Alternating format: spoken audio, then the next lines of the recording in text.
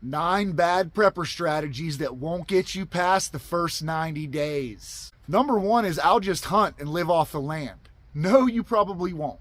You might try to hunt, but guess what? Loads of other people are going to have the same idea. Unless you live hundreds of miles from civilization, the population of deer, wild turkey, and small game will be decimated in an event that renders the food system inoperable. Or hunting is not as easily as simply wandering in the woods, taking aim with a rifle, and popping off a buck.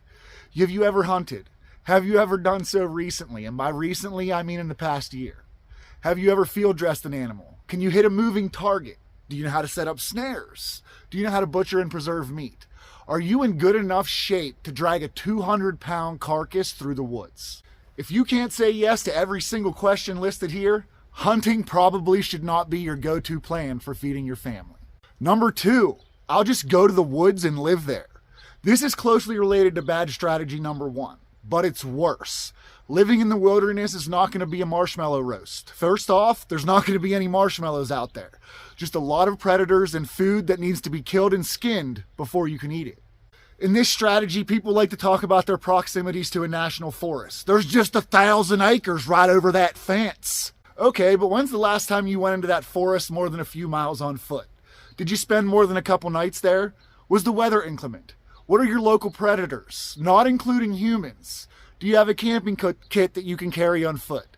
Will your children and spouse also be able to carry supplies? Are you planning on building a house with some tarps and a Swiss Army knife? What will you eat? What are you going to drink? What can you forage in your area? How long can you actually survive on what you can carry? How are your first aid skills and what supplies do you have? Can you handle the loneliness? And what about the other perhaps less than moral individuals that have the same idea? Can you light a fire with wet wood? Have you ever camped outside of a campground area? What if it rains? In many climates, getting wet is a death sentence. Number 3 is I'll bug out on foot for 73 miles through the mountains even though I don't regularly exercise. If bugging out on foot is one of your plans, I'd like to suggest you pick a clear day. Put on a loaded pack and some hiking boots and go for a practice hike to your location. Go ahead.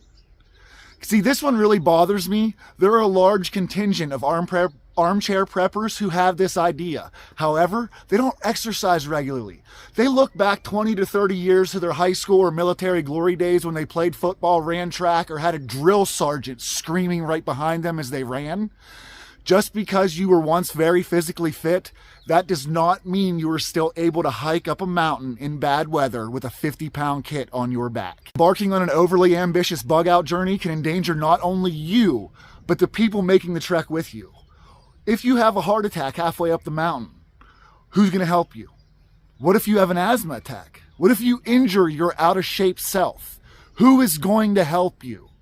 If the situation is bad enough but that you're bugging out, you aren't likely to get airlifted to a hospital for medical care. Will someone put their own safety at risk to hang out with you while you recover, thus forcing the family back to bad strategy number 2? Now, I'm not trying to talk anyone into staying in a bad situation when bugging out could be the wiser course of action. But if your bug out route is a long distance over difficult terrain, you need to get out there and start training before you put the lives of everyone in your team at risk. Number 4 is I don't need to store food. I'll just take everyone else's because I think I'm a badass. Now, who can forget that episode of Doomsday Preppers that was shared all over preparedness social media and websites, in which Redneck and his team of merry marauders discussed their plans to take everything that preppers that lived by had stored away? This guy is Tyler Smith from Doomsday Preppers. Most preppers, Smith says, are concerned with marauders taking their supplies. It's not an unfound fear, he says. We are those people. We'll kick your door in and take your supplies. We are the marauders. We're not in it to stockpile. We're in it to take what you have, and there's nothing you can do about it, Tyler Smith said. We're your worst nightmare, and we are coming. Now, Smith was 29 at the time and was the leader of the Spartan Survival. His group had more than 80 dues-paying members. Smith founded the organization in 2005 to train and prepare others on survivalism. Smith, who is a paroled felon who incidentally went back to jail shortly after his televised waving around of firearms, might be a joke, but you can't ignore the danger of groups with similar plans. This Yahoo had 80 people on board with him, for crying out loud. And if you happen to have such a plan, you should probably realize that those of us who are really prepared won't stand around twiddling our thumbs and crying when you come to attempt to relieve us of our supplies. We've prepared for people like you too. The post-SHTF life expectancy for those who plan to use this strategy will probably be a short one. You might manage to raid a few people's retreats, but in a world without rule of law, it's pretty much a given that the justice which will be dealt to the intended victims will be swift and final. Number 5 is I have a lot of weapons and tools, but I never use them. But I have them. Do you have prepper tools that are still in the box? How often do you make it to the shooting range? When's the last time you actually felled a tree and then chopped firewood? And did you do it without a chainsaw? Now, there are loads of different examples that I could give you about tools that just sit in their box, awaiting their moment of glory when it all hits the fan. Skills with an axe are not a given. Accurate aim doesn't stay with you if you don't practice. Have you ever attempted to pressure can over an open fire?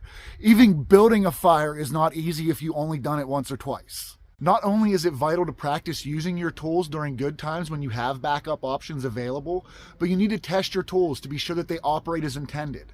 I once purchased a water filtration system for use during off-grid situations. It was missing an essential gasket. Without that gasket, it would have been totally useless. I could have MacGyvered something together, but the point of buying all this stuff is to save your MacGyvering for things you don't have.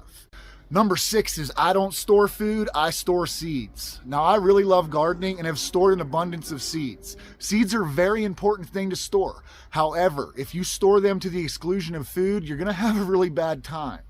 The problem with depending on seeds for your food supply is that stuff happens. Stuff like droughts, aphids, blossom end rot, the thrice damned deer that managed to get past your fence. So if this is really your plan, have you grown a garden recently? Have you produced food on your current property or your retreat property? Do you have a compost system? Have you developed your soil? First-year gardens almost never produce what you want them to. Do you know how much produce your family will consume in a year? Because of these concerns, a garden should not be a standalone survival plan. It is a vital part of long-term preparedness, but you must also be prepared for potential of failure. Now, number 7 is I'm going to hunker down in the city and scavenge what I need. Now, this is a terrible idea on so many levels, it's hard to know where to start.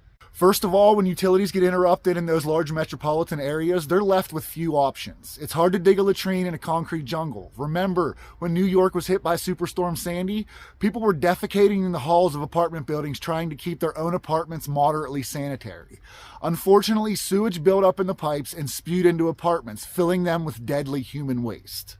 Store shelves will quickly be emptied before and after disasters, leaving little to scavenge. If you happen across the wrong place, you're likely to be shot by a property owner defending his or her goods. If you wait too long to evacuate, roadways are going to be blocked. You can end up being a refugee with no option but the camps. Cities will be populated with desperate people, some of whom were criminals before the disaster struck. Even those who were friendly neighbors before the disaster can turn on you because desperation can turn anyone into a criminal in order to feed their families. Number 8 is I've got my supplies and now I don't need to think about the gloom and doom. Some people like to stock their goods and forget about preparedness. They don't consider the threats that they might face, but mentally preparing for disasters is a very important step. This vital step can help you do the most important thing when a disaster occurs, accept that it's actually happened. The prepper mindset is one of problem solving and flexibility. It's a unique way of looking at the situation, assessing the options, and acting that defines the prepper mindset. By refusing to consider the things that could happen, you run the risk of being able to immediately accept it when it does happen. This sets you up for a very dangerous period of hesitation that could mean a death sentence for you and those who depend on you. Now, last on our list is we're going to set up a perimeter and shoot anyone who breaches it.